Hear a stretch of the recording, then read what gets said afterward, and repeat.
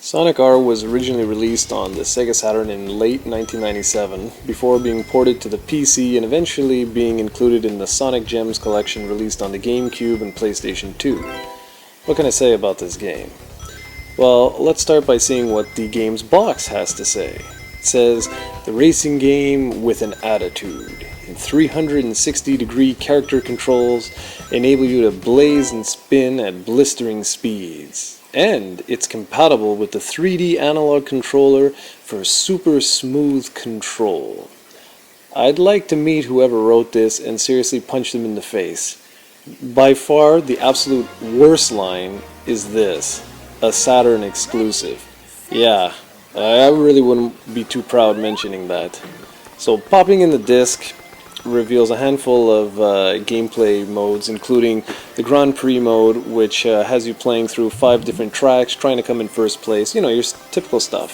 But what's unique is that scattered throughout the tracks are 5 Sonic coins, which you can collect, and if you somehow miraculously finish the track within the top 3 positions, you'll be challenged by a new character in a one-on-one race, and if you win against them, you'll unlock them for later use.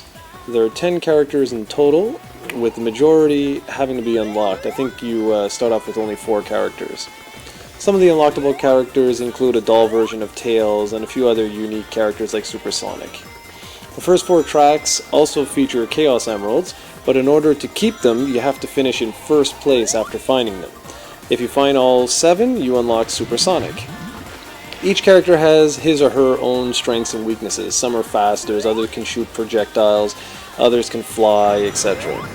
There's also the time attack mode, which is comprised of actually several modes, including a normal, reverse, balloon, and tag battle. Reverse has you playing through the track, obviously in reverse, whereas balloon scatters 5 balloons throughout the track, which you have to collect. And then finally there's a tag battle mode, which has you running after the other characters and tagging them out. Finally, there's a 1 to 2 player versus mode, which works, you know, pretty well, exactly as you would imagine. Okay, now while this might appear that there's, you know, a half decent amount of content, just by looking at the gameplay footage, you should see a couple of big problems. First off, you should be asking yourself, am I playing the game with my eyes closed, or am I like trying to use the Force? Well, I'll be really honest with you. During a couple of segments here, I actually did close my eyes because, you know what, there's no difference. No difference whatsoever.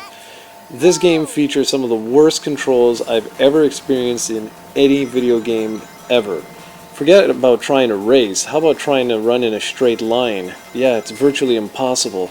It was impossible back in 1997, and it's impossible now in 2011.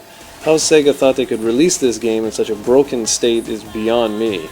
My game disc looks absolutely in mint condition because I must have played the game only a handful of times, just because that's how bad it is. Seriously, it's downright awful thanks to the controls. Just watch the way I'm playing. I'm actually trying here. I'm not just, you know, goofing around. So there were some really cool ideas in this game though, like the multiple paths to take, using rings to unlock new areas of the track and also to activate speed boosts. I also really love the idea that each character had their own strengths and weaknesses. Like Amy could ride over the water, like I mentioned, and Eggman was the guy that could shoot projectiles. The hidden coins and unlocking new characters really did increase the replayability, but the controls just ruined absolutely everything, and what could have been a rewarding racer turned out to be one of the laughingstocks of the Saturn's entire library.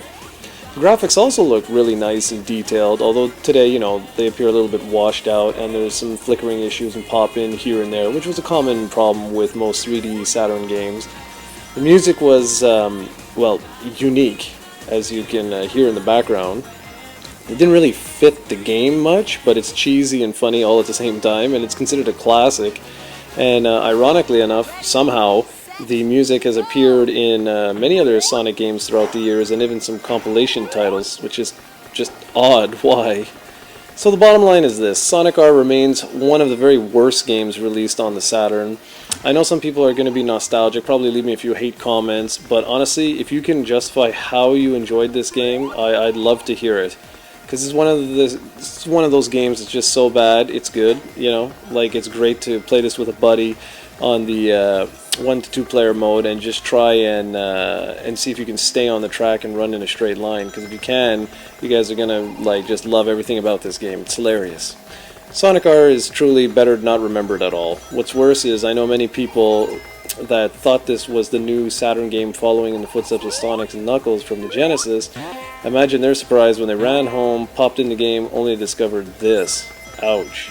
For anyone that's looking to pick up Sonic R, you can find it on eBay for really cheap, but I can't imagine anyone wanting to get into this game in this day and age because, like I said, it controls absolutely horribly. Thanks for watching, and that was Sonic R.